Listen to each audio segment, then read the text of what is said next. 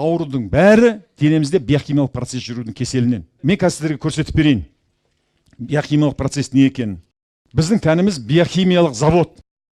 Осылай бұрқ-сарқ жүріп жатыр, адам тоқтата алмайсың. Ой ойлағаннан кейін, ой сенің денеңде биохимиялық процесс жүрді, жүрегің соға бастады, бүйрегің бүлкілдей бастады, надпочечник жұмыс істеді, саған немен айдай бастады, энергияны бауырға команда береді, бауыр май айдай бастайды, энергияны майды бүкіл қан тамырымызға, тынысымыз жиілей бастады, жүрегіміз қаға бастады, биохимиялық процесс кетті деген сөз.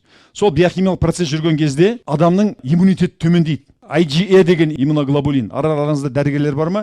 Иммуноглобулин түскен кезде адамның иммунитеті жоғалады.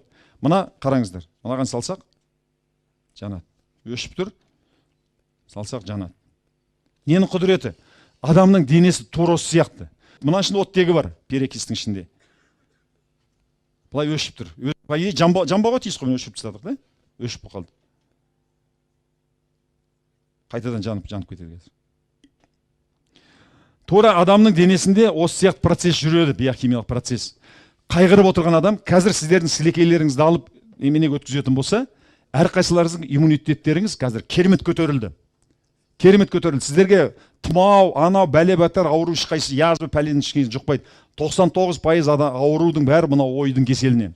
Қайғырып жүргеннен, өкпеге реніш, біреуге өкпелеу, реніш, ертеңге уайым, осының бәрі біздің иммунитетімізде иммуноглобулин IgA дейді. Сол мына ауыз қуысында немене болады, мына асқазанда болады, жыныс мүшесінде болады, сол түсіп кетеді, деңгейі бітті, біз ана ауруды рагы бар, басқасын жұқтырып аламыз. Бұл ғылыми дәлелденіп тастаған ғалымдар. Мына Гарвард, Стэнфорд университетінің мен ғалымдардың еңбегін күндізін оқып жатырмын. Кәдімгідей осы тренинг қатысқан адамдардың аузынан сілекейін алып бір өткізеді. 17-те бірдеңке болып тұратын болса, тренингтен кейін алатын болса, көңілденіп, айғайлап, еңсесін көтеріп жүрген адамдардікі бірден иммунитет көтеріліп кеткен. Өзі еңсесі көтеріліп, көңілденіп жүрген адамдікі әдетте ауырмайды. Сонымен бұл химиялық тәжірибеден қандай ой түйіндеуге болады? Шындығында да адамның ойы үлкен энергия, үлкен қуат. Ойымыз қайда бағытталса, қуатымыз сонда бағытталады. Осы химиялық тәжірибеде көрсеткендей, біздің денемізде мыңдаған биохимиялық реакциялар әр сәт сайын жүріп жатады.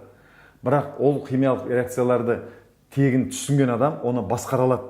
Сондықтан біз жүрегімізде махаббат, қуаныш, алғыс, мейірім сезімі болған кезде біздің тәнімізде керемет біздің тәнімізді емдейтін белоктар өндіріле бастайды. Біздің клеткалардың міндеті белок өндіру ғой.